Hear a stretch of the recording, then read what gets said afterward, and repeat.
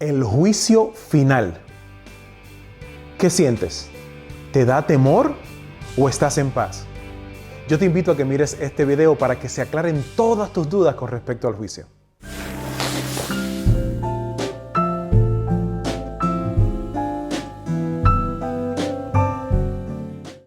La Biblia nos habla acerca del juicio final.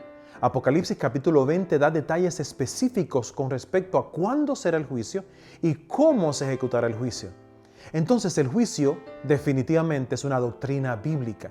La Biblia nos dice que al final de los tiempos todo el mundo comparecerá ante Dios y los libros serán abiertos y nuestras obras serán presentadas. Veamos el versículo en Apocalipsis capítulo 20. Apocalipsis capítulo 20, el versículo 11 dice lo siguiente: vi también un gran trono blanco y al que estaba sentado en él. Y vamos al versículo 12. Vi entonces de pie ante Dios a los muertos grandes y pequeños. Unos libros fueron abiertos y después otro más, que es el libro de la vida. Los muertos fueron juzgados conforme a sus obras y conforme a lo que estaba anotado en los libros. ¿Ves? El juicio es una doctrina bíblica.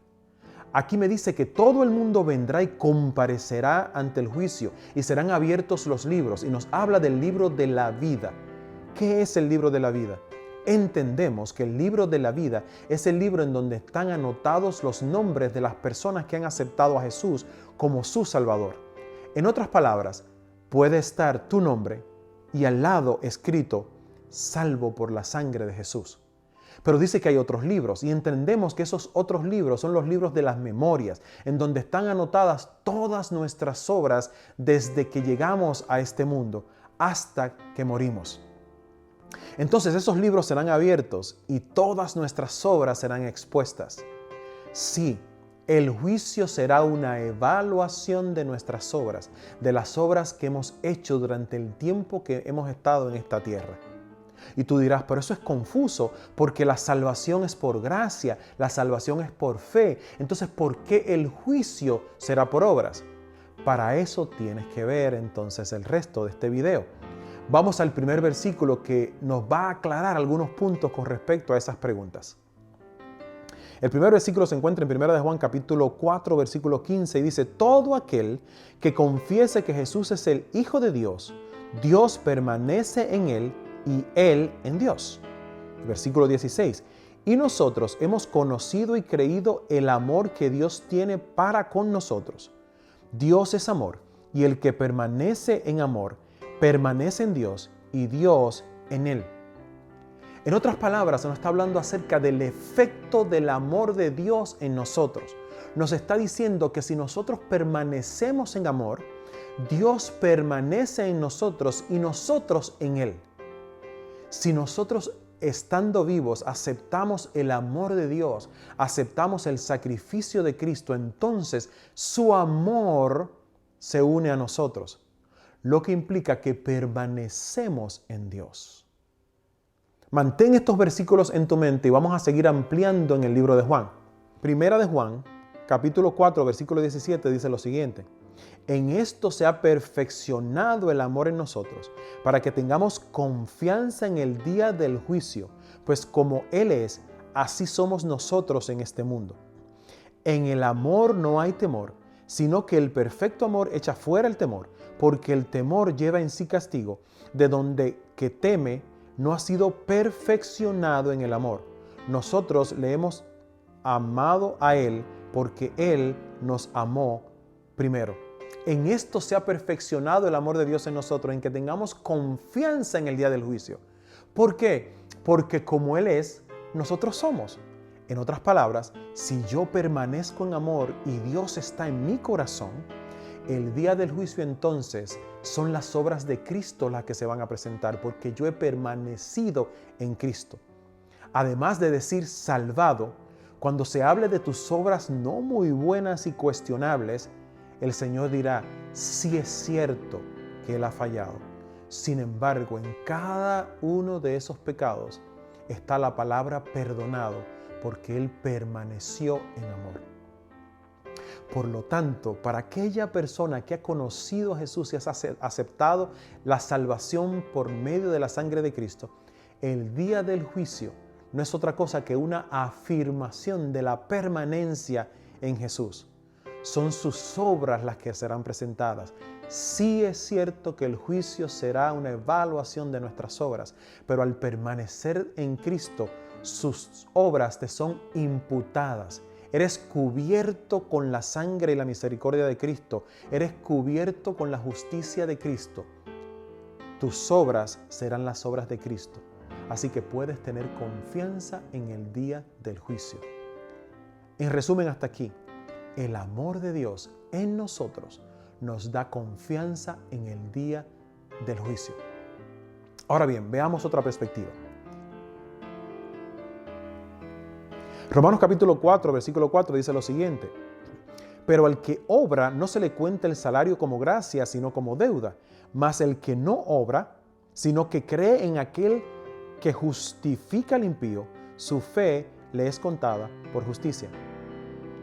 Aquí hay dos tipos de personas. Una persona que entiende que la salvación la consigue por medio de buenas obras. Y está una persona que entiende que la salvación no se consigue por medio de buenas obras, sino por medio de la fe en Cristo Jesús. Y ya en videos anteriores hemos definido esto como la gracia de Dios. Pero vamos al primer caso. Hay personas todavía que consideran y entienden que por medio de sus buenas obras consiguen la salvación. La palabra dice: aquel que obra, el salario se le cuenta como deuda. Déjame darte un ejemplo. Digamos que yo lleve mi carro donde un mecánico y el mecánico le arregla el motor. Ahora yo tengo que pagarle al mecánico por el trabajo que hizo. Él hizo una obra y yo estoy en deuda con él. Yo tengo que pagarle. El asunto con obrar para lograr nuestra salvación es que nosotros estamos diciendo por medio de nuestras obras que Dios está obligado a salvarnos, Dios está obligado a pagarnos, porque nosotros a través de nuestro buen comportamiento y nuestras buenas obras hemos comprado la salvación y Dios está obligado a darnos la salvación. Sin embargo, este versículo dice: sin embargo, aquel que no obra sino que tiene fe, que cree en la obra de Jesús, esa fe le es contada por justicia. Y fíjate cómo conecta la palabra justicia con juicio. Últimamente, cuando tú vas a un juicio, tú estás buscando justicia. Por lo tanto, para llegar con justicia a un juicio, lo que tienes que hacer es creer por fe y no enfocarte en las obras. Será muy tonto de nuestra parte llegar ante la presencia de Dios y decirle: Señor, yo merezco la salvación porque me he portado bien, porque he compartido mis bienes con los pobres, porque he compartido mi comida con las personas. No me tomes a mal, las obras buenas son importantes, pero no tienen ninguna función en la salvación que Dios te regala. Que Dios te regala. Dios no está obligado a salvarte por tus buenas obras. Dios te salva porque te ama cuando tú aceptas a Cristo como tu Salvador personal. Entonces tenemos las personas que creen y consiguen justicia por medio de Cristo. Y tenemos las personas que no creen, sino que obran para conseguir su salvación. Y estas personas no reciben justicia. Vamos a continuar. El próximo versículo se encuentra en Santiago capítulo 2, versículo 14, y dice: hermanos míos, ¿de qué aprovechará si alguno dice que tiene fe y no tiene obras? ¿Podrá la fe salvarle? Así también la fe, si no tiene obras, es muerta en sí misma. Este versículo parece contradecir lo que Pablo menciona en el libro de Romanos. Debemos tomarnos un tiempo para tratar de entenderlo. Santiago está diciendo que la verdadera fe obra, que la fe sin obras está muerta. Y dice que la salvación se ejecuta cuando la fe obra. Por lo tanto, entonces, está hablando de una fe que obra. No está hablando de un ser humano que obra. Tienes que entender que la fe es un regalo de parte de Dios. La Biblia dice que Dios nos da una medida de fe. Y si esa fe obra y la fe es un regalo de Dios, entonces las obras de las cuales Santiago está hablando no son tus obras, sino las obras que producen naturalmente la fe que está en ti. ¿Ves cómo la salvación es por fe en Cristo Jesús? Y ves cómo Santiago está hablando de que cuando la fe en Cristo está en ti y domina tu intelecto, naturalmente tú vas a obrar. La intención de Santiago no es decir que por medio de las obras naturales que el ser humano hace, consigue la salvación. Es diciendo, la fe en ti produce obras. Es natural que aquella persona que ha aceptado a Cristo tiene en su corazón compartir su pan con el hambriento. Es natural que una persona que haya aceptado el amor de Dios en su vida y que haya sido transformado por la presencia del Espíritu Santo quiera definitivamente compartir su tiempo en ayudar a algunas personas. Pero esas obras son resultado de la fe. No tienen el propósito de conseguir la salvación, porque si ya tienes fe, entonces en Cristo estás salvo. ¿Entiendes?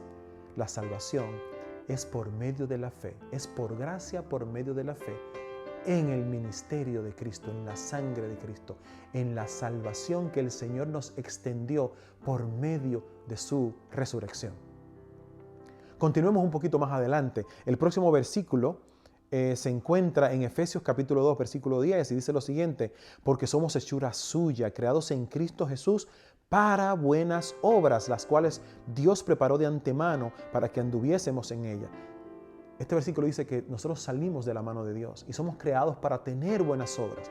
Las buenas obras son importantes, no para tu salvación, sino para la salvación de la gente que te ve, de tus hijos, de tu familia, de tu papá, de tu mamá, de tus vecinos, de tus compañeros de clase, de tus compañeros de trabajo. No para tu propia salvación, porque ya eres salvo en Cristo Jesús. Entonces, nota que este versículo dice que las obras fueron preparadas de antemano. Si son preparadas de antemano, significa que le pertenecen a alguien. ¿Quién las preparó? Dios las prepara de antemano para que tú andes en ellas. Jamás podrás decir que son tus obras y jamás podrás señalar estas obras para exigir que Dios te pague con la salvación. ¿Ves? Dice la palabra que Jesús, cuando regrese, tendrá personas a su derecha y personas a su izquierda. Y los de la derecha le dirá: por cuanto ustedes hicieron buenas obras, por cuanto ustedes siguieron mis deseos, vengan, estén conmigo eternamente. Y esas personas le dirán: Señor, ¿cuándo yo hice obras? Yo no recuerdo haber hecho absolutamente nada. Y ellos entonces, Jesús les dirá: ustedes las hicieron, pero no se dieron cuenta. Ahora bien, en la izquierda habrá otro grupo que será todo lo contrario. Ellos le dirán al Señor: Señor, yo he hecho obras, yo me he portado bien, yo he compartido mi dinero con las personas, yo he compartido mi tiempo, mi comida con las personas. Y el Señor les dirá: realmente no tengo ni idea de qué estás hablando. No entiendo lo que estás diciendo, no recuerdo lo que dices. ¿Ves? Las obras no nos sirven para mucho para alcanzar la salvación. Las obras de la fe funcionan para que otros tengan también fe como tú. Veamos lo próximo. Mateo capítulo 24, versículo 41 dice: entonces dirá también a los de la izquierda: apartaos de mí, malditos, al fuego eterno preparado para el diablo y sus ángeles. ¿Te das cuenta de que el fuego eterno no está preparado para las personas, de que Dios no tiene la intención de que la gente se condene? ¿Te das cuenta que el deseo de Dios es salvarte? ¿Te das cuenta que el deseo de Dios es que tú obtengas salvación el día de hoy, de tal manera que en el día del juicio puedas llegar con confianza porque su amor te cubrió en el día de hoy? Entiende y comprende que el trabajo de Dios es salvarte. Entiende y comprende que Dios pierde cuando te pierdes. Por lo tanto, Él quiere que en el día de hoy procedas al arrepentimiento. ¿Qué es proceder al arrepentimiento? Venir a la presencia de Dios y hablarle de esas cosas que te hacen daño, que tú sabes que te hacen daño. Hablarle de tus debilidades, de tus tendencias, de tus dificultades. Hablarle de eso que te está haciendo daño. Ponerlo en las manos de Dios. Y Dios entonces tomará control completamente de tu vida. Aquel que acepte a Cristo en el día de hoy tendrá confianza el día del juicio, como dice Primera de Juan. Aquel que llegue al juicio sin haber aceptado a Cristo tendrá un momento difícil. Sin embargo, el libro de Isaías nos da a nosotros un detalle importante con respecto a esos que no aceptaron a Jesús. Isaías capítulo 45, versículo 23 dice lo siguiente: lo he jurado por mí mismo, de mi boca ha salido esta palabra de justicia y no será revocada. Ante mí se doblará toda rodilla y ante mí toda lengua jurará y dirá de mí, ciertamente en el Señor están la justicia y la fuerza. Todos los que se rebelan contra Él vendrán a su presencia y quedarán avergonzados. ¿Tú sabes lo que significa esto? Dijimos inicialmente que aquel que acepta a Cristo en el día de hoy tendrá confianza en el día del juicio. Pero ¿qué pasa con aquellos que no acepten a Jesús? Aquellos que no acepten a Jesús ciertamente será un día triste. Sin embargo, también será un día de misericordia. Dice el libro de Isaías que aún aquellos que rechazaron a Dios comprenderán en el momento del día del juicio que Dios es misericordioso y que Dios es amor. Comprenderán que Dios tenía buenas intenciones. Por lo tanto, aún en el día del juicio, las personas que rechazaron a Dios comprenderán y tendrán una vislumbre de su amor. Naturalmente, será muy tarde. Hemos hablado de las personas que han aceptado a Cristo en el día del juicio. Hemos hablado de las personas que han rechazado a Cristo en el día del juicio. Pero no hemos hablado acerca de qué habrá en el corazón de Dios en el momento del juicio. La Biblia dice que David era conforme al corazón de Dios. Así que para poder entender un poco el corazón de Dios, debemos examinar el corazón de David. Hay una historia muy particular y es la historia del hijo de David llamado Absalón. La palabra dice que estando David ya un poquito adulto, su hijo Absalón se sublevó. Pero antes de sublevarse, preparó el camino. Trató de ganarse a las personas en el pueblo de Israel. Trató de influenciar la gente en Jerusalén. De tal manera que la gente pudiera irse a favor de él. Y en el momento propicio, dice la palabra, lanzó un golpe de estado contra su padre. David, lo conocemos, era una persona férrea, que no le tenía miedo a la guerra, que no le tenía miedo a enemigo alguno, que se enfrentó con gigantes, que se enfrentó con animales, que derrotó ejércitos gigantescos. Sin embargo, en este momento, cuando su hijo Absalón se subleva, David toma la decisión de retirarse de su palacio, como quien quisiera darle la oportunidad a su hijo de que alcanzara el reinado. Sin embargo, entonces, el ejército de David lanzó una avanzada contra Absalón para conquistarlo. Cuando esto sucedió, David dio unas instrucciones muy claras. No le hagan daño a mi hijo Absalón. Finalmente, dice la palabra que Absalón estaba huyendo en el medio de la guerra, estaba huyendo, y dice la palabra que Absalón tenía el pelo largo. Y dice cosas hermosas acerca de él. Dice que era un joven alto, apuesto, bien parecido, que no había muy pocos en el pueblo de Judá parecido a él. Un hombre impresionante. Dice que con su cabellera larga iba cabalgando, se enredó en un árbol y quedó colgado. Y de esa manera entonces fue detenido y asesinado. Un joven etíope comenzó a correr hacia David y llegó ante la presencia de David. Y allí lo vemos en el libro de Samuel. Veámoslo. El libro de Segunda de Samuel, capítulo 18, versículo 32, dice lo siguiente. Y el rey le preguntó al joven etíope: ¿el joven Absalón se encuentra bien? Y el etíope respondió: que todos los enemigos de su majestad y todos los que se sublevan contra su majestad busquen su mal, acaben como ese joven. Y el rey se estremeció y mientras subía a su cuarto se echó a llorar y decía: hijo mío Absalón, cómo quisiera yo haber muerto en tu lugar, Absalón, hijo mío. Si David era conforme al corazón de Dios, significa que en el momento del juicio es probable que Dios sintiera lo mismo que sintió David cuando se dio cuenta que su hijo amado había sido asesinado. Vemos cómo David sufrió. Vemos cómo David no estaba contento y feliz al ver que al final el resultado de la sublevación en su contra dio como resultado la muerte de su Hijo.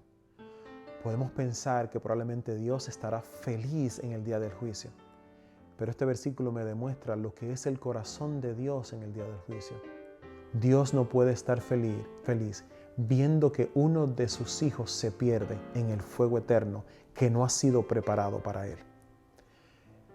Entiende que Dios tiene buenas intenciones para ti, que Dios ha hecho una provisión maravillosa para que hoy tú te acerques confiadamente ante Él por medio de Cristo.